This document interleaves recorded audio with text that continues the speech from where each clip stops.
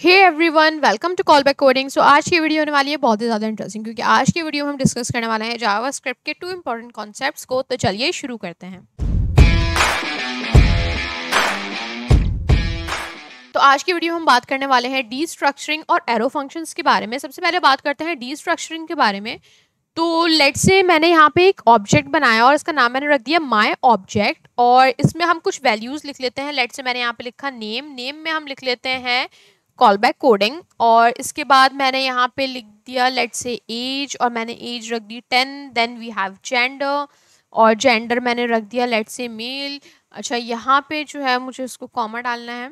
Okay, और हम इसमें और क्या ऐड कर सकते हैं, और हमने कोई भी वैल्यू ऐड कर दी। लेट्स से मैंने यहाँ पे लिखा कोई भी, और मैंने यहाँ पे लिख दिया XYZ।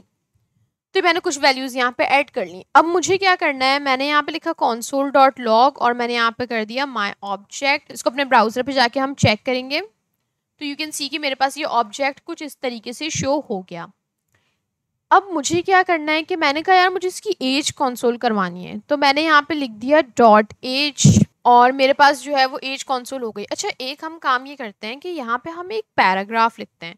मैंने यहाँ पे लिखा console.log, और अच्छा यहाँ पे हमें कुछ सैम्पल टेक्स्ट ऐड करना है, तो मैं गूगल पे जाके जल्दी से कोई सैम्पल टेक्स्ट उठा लेती हूँ, और यहाँ से मैंने ये पैराग्राफ लेट से कॉपी कर लिया, और यहाँ पे आके मैंने इसको कर दिया पेस्ट। अच्छा, एक और चीज़, ये अब इस तरीके से मेरे पास शो हो रहा है, तो इसको सेट करने के लिए मैं यहाँ पे आके कमांड पैलेट पे आके टॉगल रैप कर सकती हूँ, तो मेरे पास ऐसे शो हो जाएगा। ओके फाइन, ये पैराग्राफ तो मेरे पास शो हो गया होगा ब्राउजर पे। ओके, अब मुझे अपने इन ऑब्जेक्ट्स के अंदर जो भी वैल्यूज हैं, जो प्रॉपर्टीज हैं, वो इस पैराग्राफ में यूज करना है। लेट्स से कि मुझे यहाँ पे लिखना है एज, तो मैंने क्या किया, सबसे पहले तो मुझे यहाँ पे टेम्पलेट लिटरल्स यूज करने पड़ेंगे, तो मैंने इसको कर दिया कुछ इस तरीके से। ओके, अब मुझे यहाँ पे एज लिखना है, तो मैं एज डायरेक्ट नहीं लिख सकती क्योंकि ये इस ऑब्जेक्ट के अंदर है, तो मुझे यहाँ पे लिखना पड़ेगा माई ऑब्जेक्ट डॉट एज।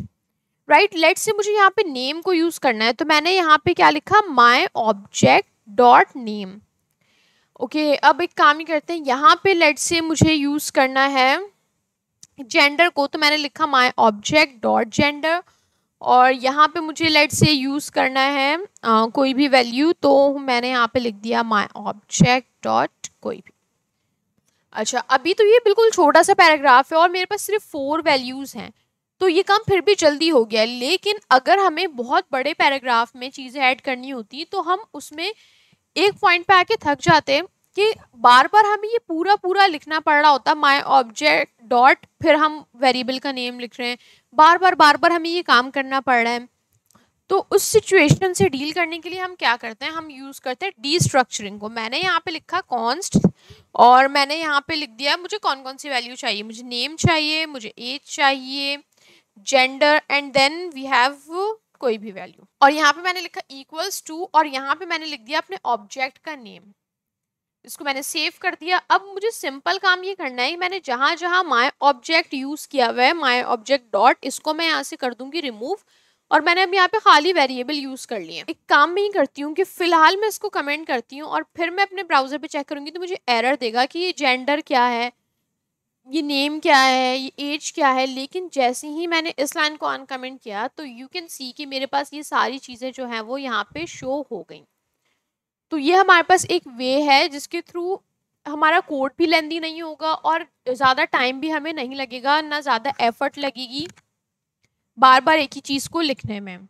तो ये हमारे पास होता है डीस्ट्रक्चरिंग। अब हम बात कर लेते हैं एरो फंक्शंस की। बेसिकली हमारे पास जो पहले हम फंक्शंस लिखते थे वो कुछ ऐसे होते थे। मैंने यहाँ पे लिख दिया console.log, और मैंने यहाँ पे लिख दिया 1+1, और जब मुझे इसको कॉल करना होता था तो मैं ऐसे कॉल कर लेती थी, और यहाँ पे मेरे पास 2 शो हो गया।